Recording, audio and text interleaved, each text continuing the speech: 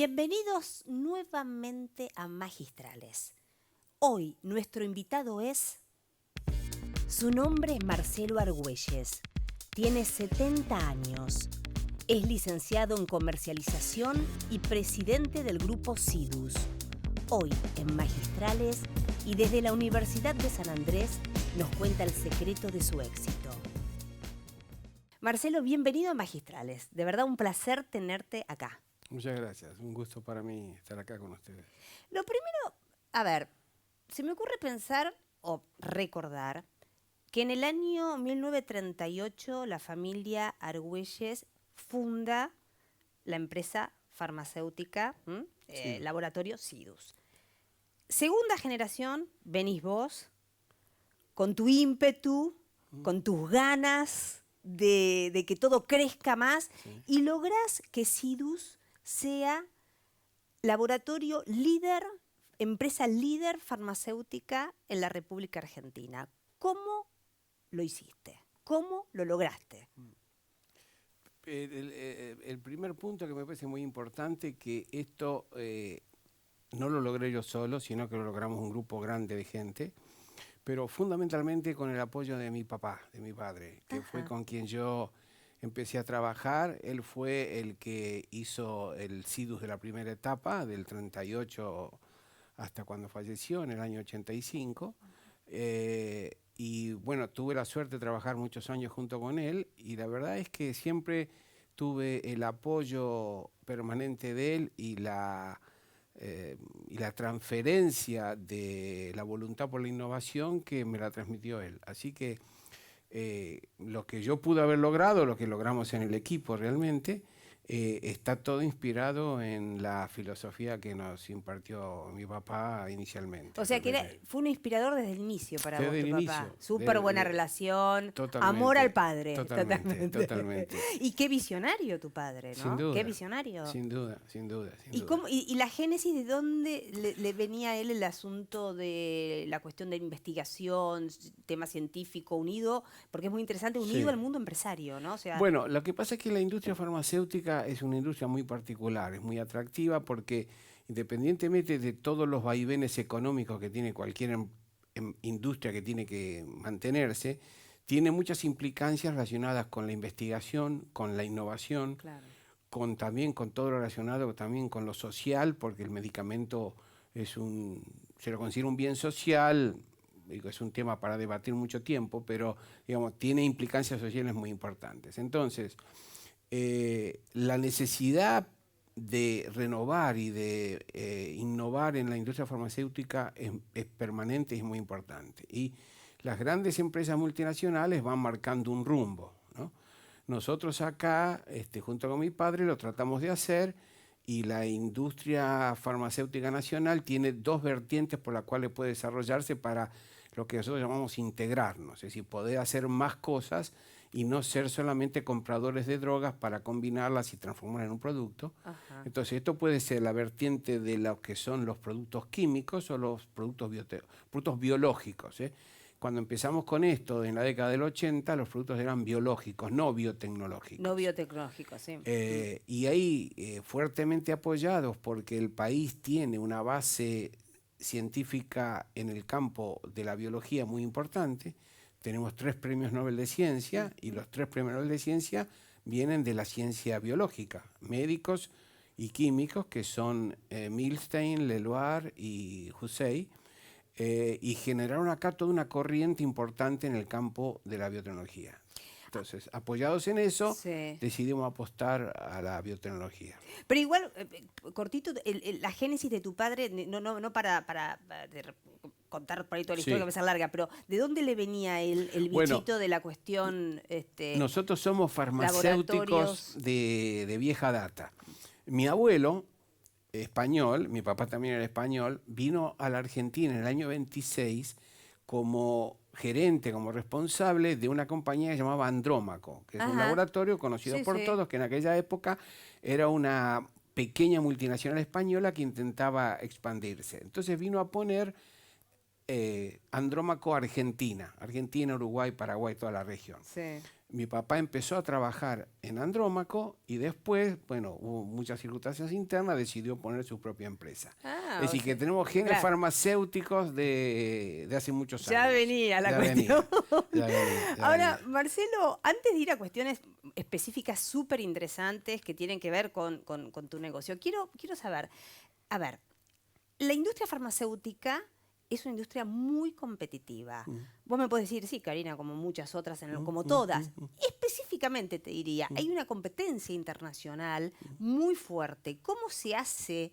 Si es que vos me podés decir, no digo una receta, pero ¿cuál es el combo que hace que vos puedas sobresalir? Porque, insisto, hay mucha competencia, es feroz la competencia. Sí, Lograr imponer un laboratorio, una empresa líder en esta industria es titánico. sí. Es cierto, y lo que hay que pensar que acá la industria farmacéutica nacional, que realmente es de primer nivel a nivel internacional, compite con todas las multinacionales de Claro, primer rango del mundo. claro. Y competimos con las mismas herramientas, con productos, visitadores médicos y con todo el arsenal promocional que tenemos. Argentina tiene una cantidad de compañías realmente muy importantes que han trascendido el marco nacional, Sí. incluso están en toda Latinoamérica, y esto es un poco la habilidad del empresario argentino. En el caso nuestro, nosotros tratamos de diferenciarnos apostando a un desarrollo en el campo de la investigación para generar nuestros propios productos y tratar de hacer una compañía integrada, una compañía que tuviera su faceta de venta y su background también de investigación. Investigación y Por eso desarrollo. ahí armamos Biocidus Ujú. en la década empezamos en el año 80 y ahí fue donde comenzamos a apostar a todo el tema del desarrollo auténticamente nacional propio con moléculas como el interferón, como la eritropoyetina, la hormona de crecimiento, y ahí vino todo el devenir de esta naturaleza, Ahora, ¿no? vos sos un tipo muy premiado, te han dado un montón de premios y la verdad es que esos premios tienen que ver con un tema de visión. Vos has tenido una gran visión y tal vez la heredás de tu padre, Sí, ¿no? Un tipo visionario que puso un modelo de negocios que acá todavía no estaba del todo explotado y logró lo que logró. Ahora vos en eso tenés, te ha surgido, vos estudiaste el mercado, te ha surgido de manera natural. ¿Cómo es esto de visualizar un negocio que tiene tanto potencial a futuro? Porque viste bueno, que la gente se pregunta, ¿hay una receta? ¿Hay alguna cosa? ¿Es natural? sí. ¿Lo estudiaste? ¿Te lo comentaron? ¿Tenía que ver con tus relaciones internacionales Sí, esto? no, la vertiente para mí fundamental es el mercado, porque uno, o en el caso nuestro, nosotros tratamos de desarrollar una alternativa para poder tener una porción de mercado mayor. Es decir, para diferenciarnos. Vos dijiste, tengo que tener mayor mercado. ¿Qué se me ocurre? Claro, para crecer, porque Claro, uno crecer con los mismos productos y con un nivel de competencia muy grande y con claro. presupuestos internacionales realmente muy importantes es complicado. Entonces buscamos el campo de donde podíamos encontrar una faceta que nos permitiera colarnos por el lado de desarrollar productos nacionales, bien hechos, auténticos, nacionales, y pensamos que iba por el campo de la biotecnología, Ajá. que aparte la biotecnología tiene algunos condimentos muy importantes, que es que en general en la industria farmacéutica el desarrollo de los que son las moléculas químicas, lo llama la farmoquímica, Sí. que son desarrollos de mucha envergadura. Son desarrollos, una planta para hacer un antibiótico de la década del 50 o del 60 o del 70 costaba cientos millones de dólares, pero de infraestructura. Ajá. La biotecnología cambió un poquito ese paradigma y permitió que algunos científicos con pocos elementos pudieran encontrar mecanismos que en pequeños laboratorios permitían empezar a producir algunas sustancias que eran las mismas sustancias que producía el cuerpo humano. Entonces, cuando uno hace una molécula farmoquímica, lo que tiene que demostrar que la utilización terapéutica es satisfactoria y eso requiere una cantidad de ensayos clínicos fenomenales. Cuando uno tiene el objetivo de hacer interferón o de hacer insulina o de hacer hormona de crecimiento, lo que tiene que tener es el logro, porque ya todo el mundo sabe que la insulina es necesaria, que la hormona de crecimiento es necesaria, entonces acorta el paradigma de la investigación. Claro. Entonces, eso permite que uno tenga inversiones menores. O sea, que es, digamos, es recurso humano Tal intensivo cual, y no tanto en tal infraestructura cual, y tal cual. fierros, Por eso digamos. pudimos hacerlo. Claro, claro. Por eso pudimos Porque uno hacerlo. piensa que, claro, es carísimo eso. Uno Bueno, dice, pero wow. en este caso el manejo biotecnológico fue famoso, que se decía que 3 o 4 científicos en el taller, en el Claro. garage de la casa de uno empezaron a hacer cosas. No era exactamente así, Pero más o pero menos. algo de eso hay. Más o Algo menos. de eso hay. Bueno, y vos revolucionaste el mercado mundial con el tema de la vaca clonada, Sí, ¿no? La primera vaca clonada. sí. ¿Cómo fue eso? Vaca clonada transgénica. Transgénica. ¿Cómo fue eso? A ver. Bueno, el tema es el siguiente. Nosotros somos productores de hormona de crecimiento. Sí. Dentro de los productos biotecnológicos, en el pasado, hoy día están con los monoclonales, esto un poco ha cambiado, producir interferón, eritropoyetina, factor estimulante de colonia requería pequeños volúmenes de producción. Producir hormona de crecimiento o insulina requería volúmenes mucho mayores, pero mayores a tamaños de a 1000 veces. Es decir, que si de un producto uno tenía que tener miligramos para poder hacer un producto que en volúmenes muy importantes, el otro requería kilos y ahora se requieren miles de kilos. Entonces, necesitábamos un reactor biológico más productivo que los reactores que se usan normalmente. Ajá. Entonces pensamos que la vaca, que es un reactor biológico porque produce leche diariamente, Sí. si nosotros podíamos enseñarle a que en su leche, por una transformación genética, pudiera producir hormona de crecimiento, íbamos a tener una producción muy importante diariamente y con una unidad productiva que si se lograba era fácil de multiplicar. Ajá. O sea que la producción, ¿por cuánto? Bueno, ahí va. Lo logramos, le insertamos un gen a la transformación de la vaca que hizo que produjera en su leche hormona de crecimiento. La leche no era para tomar, era para que de ahí se producía. Se lograron niveles de producción muy altos, de 7 gramos de proteína por litro de leche, que es un volumen fenomenal. Ajá. Y después eso se purificaba y se transformaba en un producto farmacéutico igual al que se venía produciendo hasta ahora. Que el que se venía produciendo hasta ahora se producía en bacterias, ¿no? Porque es el mecanismo tradicional de la biotecnología.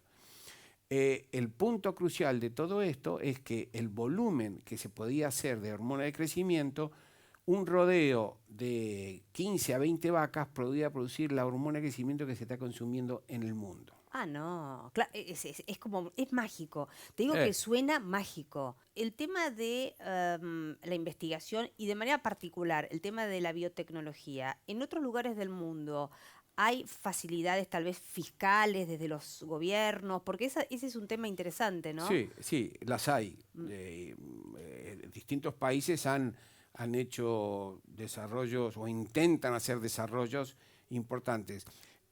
Malasia tiene planes, por ejemplo, de desarrollo de la biotecnología, que uno dice Malasia lo que tiene desde el punto de vista vegetal una diversidad fenomenal, entonces quieren desarrollar parte de estas cosas. Cuba, bajo otra forma, lo ha hecho por algunas obsesiones también que tuvieron un cariz político en algún momento. En el mundo existe, ahora lo que existe en el mundo es financiamiento. Claro. Uno tiene en el mundo inversores a los cuales le cuenta un proyecto y la gente arriesga, invierte y ese es el motor del desarrollo. Hay planes de países, a veces selectivamente, que deciden elegirlo, ¿no? Claro, es a veces una política de Estado, porque haciendo un paralelismo, se me ocurre pensar que todo lo que tiene que ver con, a ver, la industria farmacéutica, pero en especial el tema de la biotecnología, es como, viste, como las grandes mineras o las grandes petroleras. Necesitas mucha inversión y después de mucho tiempo ves en realidad obtenés el resultado. Es así. Con lo cual hay todo un periodo en donde si vos no te podés fondear, por ejemplo, en los mercados internacionales, es muy difícil. Es así. Antes comentábamos el tema de lo que es la presión desde el punto de vista de propiedad intelectual. Sí. Muchos desarrollos a veces no llegan a concretarse porque las grandes compañías se oponen desde el punto de vista de propiedad intelectual a todo. Y las pequeñas empresas no pueden enfrentar los gastos de la defensa de la propiedad intelectual. Entonces no llegan a nacer porque terminan por circunstancias de otra naturaleza, ¿no? A eso me refería al inicio cuando te decía, esta es una industria muy competitiva, muy ferozmente Muy competitiva, porque sí. hay grandes capitales que se mueven en el mundo Tal y tienen cual. esa ventaja comparativa en Tal relación cual. a investigación de largo Es plazo. así. Hay que destacar algo Sí. también que vale la pena. Independientemente de la coyuntura macroeconómica que vive el país los últimos años, nosotros con la creación del Ministerio de Ciencia y Técnica, realmente el gobierno de las últimas épocas ha destinado fondos importantes Direccionados ahí. direccionados y controlados, importantes para poder hacer desarrollos nacionales en forma, la verdad, muy importante. Claro, eso acompañado de una política fiscal, tributaria, Sería maravilloso. sería claro, eso es tal vez es la segunda etapa de lo que Tal falta, cual, ¿no? tal Desde cual. cierto punto de vista. Tal cual. Tengo que ir a una pequeña interrupción para ir al segundo bloque, pero quiero en el segundo bloque que por favor me cuentes, sí, Marcelo, ¿qué es esto exactamente de lo transgénico? Porque hay gente que dice, transgénico, y le da como cosita. Y la otra parte, hay muchos individuos que dicen, no, pará, lo transgénico, ¿sabes qué? Es como un nivel superior. Entonces quiero que me lo cuentes en el segundo bloque. ¿Cómo no?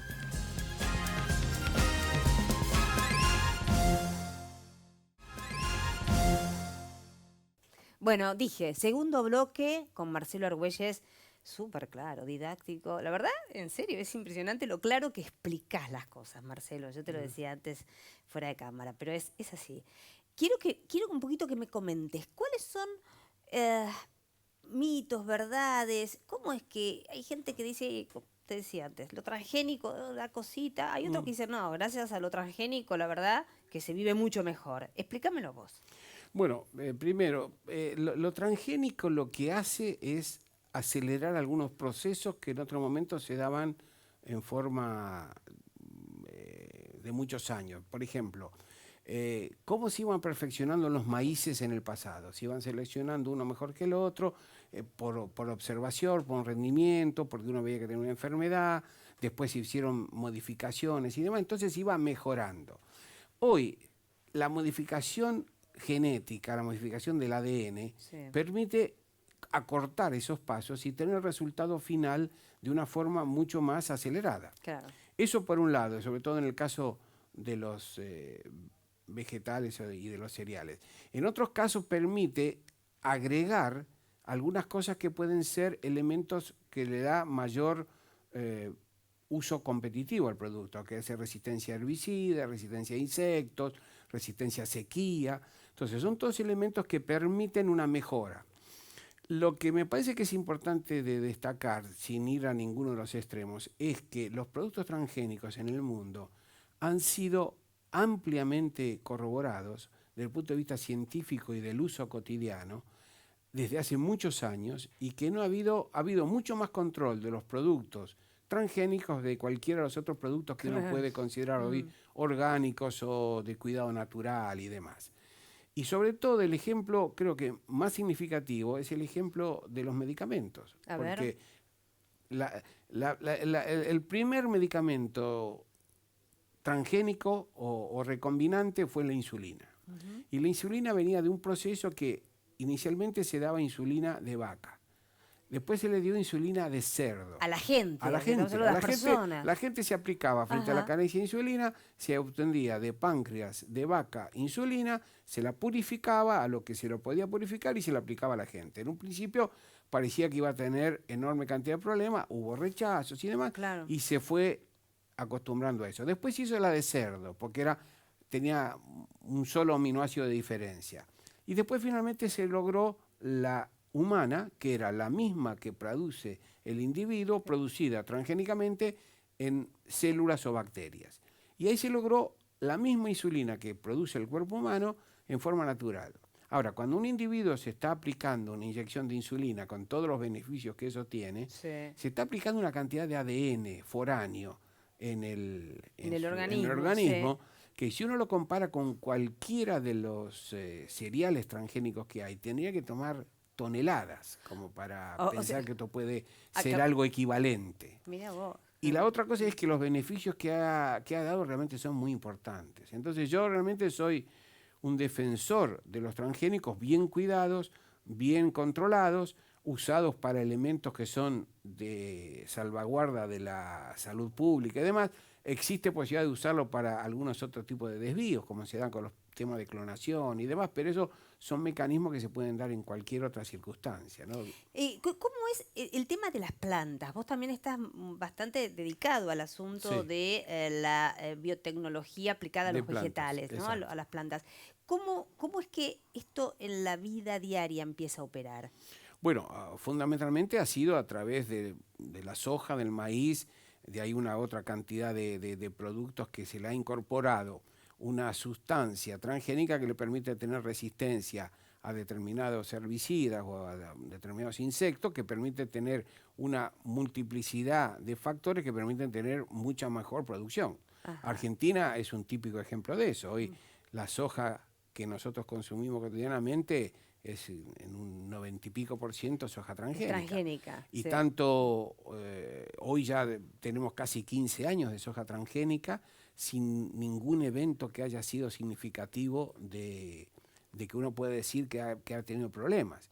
Y esto lo que atrae aparte aparejado es la menor aplicación de una cantidad de elementos que perjudican a la tierra, que hace que el producto sea un producto que puede venir con sustancias orgánicas degradadas y demás. Es decir, que los beneficios son no solo de la productividad, sino también del menor uso de elementos que son nocivos para la tierra, ¿no? Qué interesante explicado, porque Marcelo, se tiene muchas veces, por eso decía, ¿no? Sí. A veces la percepción es que uno dice, bueno, no, lo orgánico es genial, bárbaro, natural, me hace bien, lo transgénico, sí, viste, sí. gente, pero en realidad por ahí a veces puede ocurrir exactamente lo contrario. O sea, por ahí hay productos orgánicos que uno dice los consume como que está todo bien y hasta pueden estar contaminados o yo qué sé, digamos. Si tuvieran el control, sin duda que serían eficientes. Lo que me parece que lo que hay que tratar de desvirtuar es que el hecho de que sea un producto transgénico, en la medida en que haya sido, por supuesto, aprobado y Por controlado y supuesto, demás, obvio. hasta el día de hoy, después de 20 años de transgénesis,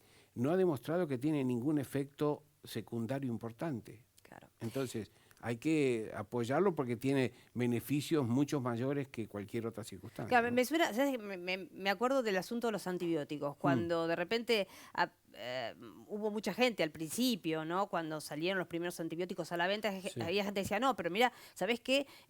Tiene puede tener tal efecto colateral. Sí, pero la verdad es que el bien que te hace si tenés una infección, el recibir antibióticos, es tan grande que si tenés algún efectito colateral, Sin duda. no puede compararse con el hecho de que te puede salvar la vida, por Sin ejemplo. duda. Lo que pasa es que los efectos secundarios que se están transmitiendo es por un uso excesivo de los antibióticos. Claro, La exactamente. gente muchas veces piensa que porque le duele la garganta tiene que tomar un antibiótico, Claro. y ese es un error grave porque después con el tiempo genera una resistencia Claro. bacteriana al medicamento que está tomando, que cuando lo necesite seriamente no lo va a poder tener. Claro. Pero en sí mismo el antibiótico es un producto absolutamente confiable. Marcelo, hubo un momento en la empresa familiar en donde como que hicieron una división de Así es, cosas. así es. Un momento, como toda empresa familiar tiene un momento, viste, de crisis, de Sí, crecimiento sí. que deriva de un lado o del otro. Ahora, pero yo sé, y quiero que me cuentes un poquito, yo sé que vos recibiste muchas ofertas, imagino algunas muy tentadoras, de comprarte. ¿Por qué nunca vendiste, digo, una oferta súper tentadora o se te pasó por la mente, pero bueno, nada, dijiste, no, pero en realidad quiero seguir en esto? Sí. O algunos, viste, que venden y se quedan como CEOs por contrato durante 10 años, yo qué sé. Sí, sí. No, bueno, el espíritu nuestro nunca fue el de vender, siempre fue el de tratar de desarrollar en una empresa familiar que durante muchos años se desarrolló, la verdad, con total normalidad, y que por problemas de interacción familiar Sí. produjimos una separación en el año 2010, en la cual una parte de los accionistas se quedaron con una empresa y otra parte se quedaron con otro. Uno se quedó con la actividad biotecnológica para salud humana, que es Biocidus, y nosotros nos quedamos con Cidus y un desarrollo regional de Cidus en otros países, y aparte de eso con la parte de biotecnología vegetal, ¿no? Ajá. Fue un proceso lamentable, porque la realidad es que el objetivo central nuestro era de funcionar como un grupo. Como grupo Nosotros integral. éramos un grupo farmacéutico que se había integrado con una empresa de biotecnología para proyectarse y tener productos propios y aparte poder ir hacia afuera, hacia el mundo, digamos. Sí. Y eso quedó trunco, lamentablemente quedó trunco. Entonces ahora, bueno, actuamos separadamente, estamos haciéndolo desde Sidus, desarrollando Sidus como una empresa farmacéutica tradicional, con algunas cosas también apostando en la innovación en otras cosas que son productos liofilizados, tenemos una doble vertiente. Tenemos, por el lado de la biotecnología vegetal, tenemos una papa transgénica libre de virus, que está a punto de ser aprobada y que va a ser el primer evento transgénico nacional en el campo vegetal. Esto está a punto de ser aprobado. Y por otro lado, como Sidus, tenemos un desarrollo hecho en liofilización de sustancias, fundamentalmente frutas y verduras. Explícame qué es eso. Bueno, la liofilización es un... Cortito, pero decime, explícame. Sí. La liofilización es una tecnología que viene también de la industria farmacéutica, que consiste en sacarle todo el líquido que tenga una sustancia.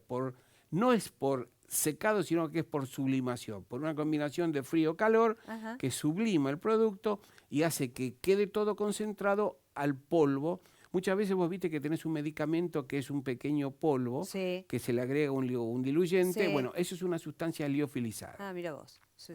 Nosotros lo que estamos haciendo, estamos liofilizando frutas, verduras. Los estamos poniendo en unas barritas, snack, que son barritas saludables, totalmente orgánicas, para aquellos que lo quieren orgánica, es totalmente orgánica, que tiene la ventaja que en una pequeña barrita de 12 centímetros y que pesa 12 gramos, uno tiene la cantidad de frutas y verduras que requiere el 50% del insumo diario de una persona. Pero es interesantísimo. Yo me acuerdo hace unos años que se hablaba como un mundo de ciencia ficción, el tema de justamente la hiperconcentración de alimentos en una cosita así, en un triangulito. Ahora me decís una barrita. Es la comida de los astronautas. Claro, exactamente, la famosa comida de los astronautas. Eso. El helado que comes en la NASA es algo parecido a esto. O sea que uno se pone, te comes una barrita y ya estás todo el día, tirás sin problema, o 2 barritas. Pero tiene una ventaja esto, que nosotros lo estamos encarando porque en general la gente joven, mejor dicho todos, no consumimos la cantidad de vegetales. Claro, es un problema. Ni fruta que requerimos. Nutricional. Entonces, una mamá le puede dar a su chiquito una barrita y con eso por lo menos tiene la tranquilidad que está comiendo el equivalente a media banana, media manzana, media naranja en una barrita. ¿Eso en un futuro, o no sé si se está probando, también se puede hacer con otro tipo de alimentos? En tu caso vos lo estás... Con casi todo. Con casi todo. Hasta con carne. Ah, mira vos. Bueno, los carnívoros que les gusta el bife de chorizo, verlo ahí, viste, como medio complicado, pero bueno. Pero es para otras circunstancias, porque esto es lo que tiene la ventaja del traslado. Hay mucha gente, hoy lamentablemente estamos viendo noticias de carencias nutricionales. En todo el mundo, ¿no? Claro, pero digo, en nuestro país, que es una lástima que suceda, en muchos casos sucede por falta de acceso. Hay muchos lugares en el interior en el cual la comida fresca es muy difícil que llegue a escuelas y asilos y demás. Entonces, la forma del liofilizado permite un traslado realmente mucho más eficiente y después se vuelve al estado natural con un poco de agua solamente. La barrita se puede comer como una barrita de las de cereales, pero nosotros tenemos unos medallones de carne que uno los vuelve a su estado natural poniendo un poquito de agua solamente. Lo pone en una plancha y tiene una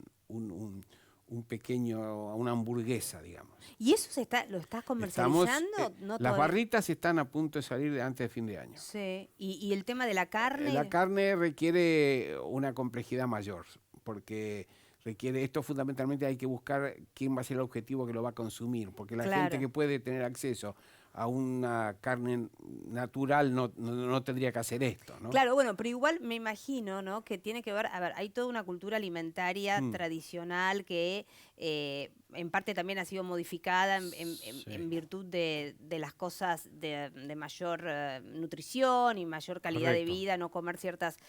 Imagino que esto en un presente futuro tiene que ver también con modificar conductas del consumidor. Ejemplo, también te digo, Marcelo, la vida diaria, viste todo el mundo corriendo de aquí para allá. O sea, a veces hay mucha gente que no tiene tiempo de sentarse a comer un gran plato de comida. Tal cual. ¿Es así? ¿no? ¿Es así? Entonces, Y a veces tiene dificultad hasta para cocinarlo, claro. entonces tiene que recurrir a estas cosas. Sí, sí. Pero bueno, nosotros hoy ya en el mercado hay una barra a base de chía y Ajá, sí, naranja, sí, sí. que la chía tiene propiedades antioxidantes y demás.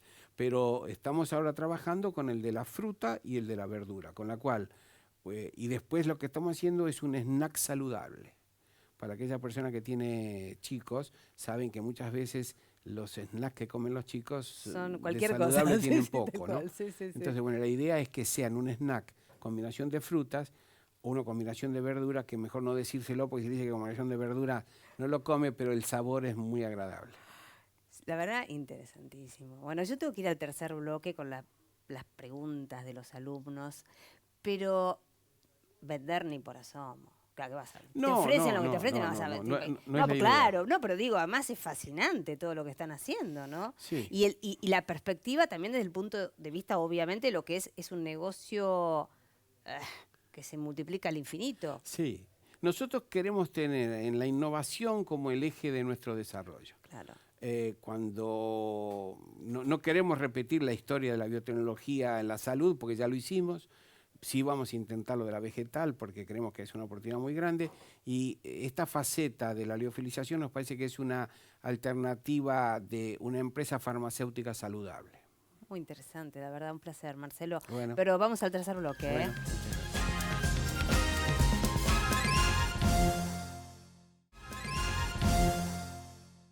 Bueno, tercer bloque, como dije, lo prometido es deuda. Marcelo, pregunta de los chicos. Bueno. Empieza, las damas primero, ya ¿Cómo te no? digo, las damas primero, Madeleine. Dado que, como dijo varias veces, que es una industria que requiere mucha innovación y conocimiento, le quisiera preguntar si tienen, como la empresa tiene proyectos, ya sea becas o especializaciones, y le quiero preguntar si las tiene, dónde y de qué tipo. Bueno, digamos que no específicamente, tenemos algunas becas en el campo de la biotecnología, que las canalizamos a veces en contactos directos que tenemos con la Facultad de Agronomía, con pasantes que están en el área de técnicas vegetales, pero no tenemos en otras cosas de corte económico, digamos. Está bien. ¿Y piensan para el futuro, desde ese punto de vista por ahí? Es probable algún que en una momento? segunda etapa, Claro. nosotros a partir de la aprobación, que es la etapa del laboratorio, viene ahora lo que se llama el desarrollo a campo. Ajá. Que es el producto va a estar finalmente, en el caso de la papa, va a estar finalmente en aproximadamente 2 años. Que esto hay que multiplicar, pasar los mini tubérculos a inicial 1, a inicial 2, a papa consumo y finalmente llegará al mercado en aproximadamente, como decía, 2 años. Ahí puede ser que se requiera de técnicos en el área de Claro. ingenieros agrónomos. Claro. Maximiliano. No, yo quería preguntarle con respecto a lo que hablaba recién de la aprobación de medicamentos y los productos transgénicos, que muchas veces hay como un dilema en poner más requerimientos para que evitar efectos secundarios que se pueden ir descubriendo con el paso del tiempo, pero que eso a su vez, al poner más requerimientos, aleja o retrasa la llegada del producto a las personas, que le puede salvar la vida o en un cierto punto le puede mejorar la vida. Entonces quería saber su opinión con respecto a ese dilema.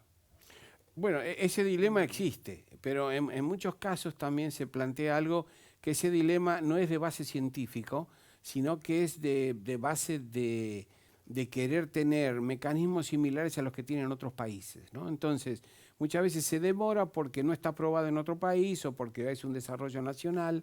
Entonces, el dilema que se plantea existe. Nuestro ANMAT actúa de una forma, la verdad, flexible, pero en muchos casos se están frenando algunos desarrollos que podrían llegar al mercado, independientemente, sin los riesgos que se están planteando, porque es una forma de mirar la casuística que hace que deberían ser limitados, pero el problema existe. Y Marcelo, ¿cómo es en general en otros países del mundo este tema? Digamos, los tiempos, laboratorios extranjeros que en sus lugares de origen, suponte, tienen este mismo inconveniente, o mejor dicho, situación. ¿Cuánto tiempo es el normal para que estos trámites ocurran y que el producto, Sí. y que la empresa no se vea perjudicada, ¿no? Sí, los trámites de aprobación de los productos son similares en casi todo el mundo Ajá. desarrollado.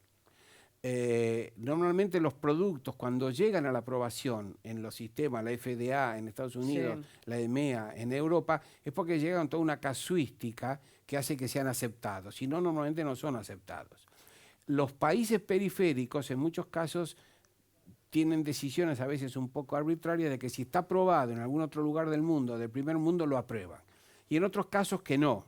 Entonces, el trámite hoy de aprobación de un producto en casi todo el mundo no es menor a 2 años. Ah, mira vos, no es menor a 2 años, claro. No menor a 2 años, Ajá. puede ser más todavía. Y lo que pasa es que cuando ese expediente llegó a la presentación, tiene atrás entre 3 y 4 años seguramente de ensayos clínicos. Ajá. Entonces, el punto crucial es de esto. Hay algunos productos que se plantean a veces como de necesidad urgente por atender a productos, a enfermedades que no tienen tratamiento, Claro. que se trate de acelerar los trámites, ¿no? Y esto es un poco el planteo que hacía el joven. Ese dilema existe y las autoridades tratan de llevarlo de la mejor forma posible, ¿no? Pero en general, a ver, en el mundo, el país que en ese aspecto, como dicen los chicos, la tiene más clara, digo, que lo hace Sí, rápido, sí, Estados sí. Unidos, uno piensa Estados que Unidos y Estados EMEA. Unidos. ¿Estados Unidos sí? Y EMEA. EMEA es toda la comunidad europea. Ah, claro. El Sí, sí. organismo es la FDA de Europa, Exactamente. que aprueba Sí, sí. en general para toda América Para Latina. toda América Latina también. Para toda América Latina. Y Argentina tiene un listado de países en los cuales son referencia, en los cuales uno puede, si un producto está aprobado en aquel lugar del mundo, acá se lo aprueba con determinadas facilidades. Del mismo modo que nosotros también lo tenemos Paraguay. Paraguay acepta los productos argentinos Sí. de una forma casi automática también, ¿no? Y con Brasil tenemos una correspondencia, digamos. Hay productos que a veces se han desarrollado tanto en Brasil como en Argentina que se pueden aprobar mutuamente. Pero en general el conflicto existe, es una realidad. yo para finalizar, y si yo te hago esta sí, una última preguntita. Si se dan las condiciones de financiamiento, si se da si se empieza a estudiar un sistema tributario que fomente, ¿no es cierto?, desde el punto de vista tributario, este tipo de actividades de investigación, desarrollo, ligado a la biotecnología, lo transgénico, los medicamentos. ¿Cuál puede ser, de acá a los próximos 5 años, la expansión de la industria? La expansión puede ser muy importante, realmente muy importante, pero necesitamos también que el empresario sea el motor de ese desarrollo. Ajá. Porque la realidad es que hoy que el conocimiento científico está en los organismos públicos, está en el Estado, Claro. en las instituciones del sistema público. Hay que interactuar con el sistema público y armar su propia estructura de investigación para desarrollar los productos que la comunidad necesita. Yo digo siempre que la tecnología es la empresa investigando, porque si uno investiga en un ámbito público, no tiene el objetivo de llegar al producto. Claro. Tiene un objetivo que puede ser también ese, pero digo, cuando la empresa lo hace es porque necesita llegar al producto. Entonces hay que buscar una combinación de ambas cosas. Una macroeconomía de largo plazo que nos permita fomento, financiamiento y un buen correlato entre... Sector público y privado. Exactamente. Esa es la fórmula que funciona. Ganadora, digamos. Exactamente. Marcelo, verdaderamente muchas gracias. Muy Bueno. claro, un placer, muy interesante todo. Bueno, un gusto para mí compartir con ustedes este tiempo. Muchísimas gracias, Gracias. Marcelo Argüelles. Verdaderamente, bueno, nos reencontramos en el próximo programa de Página.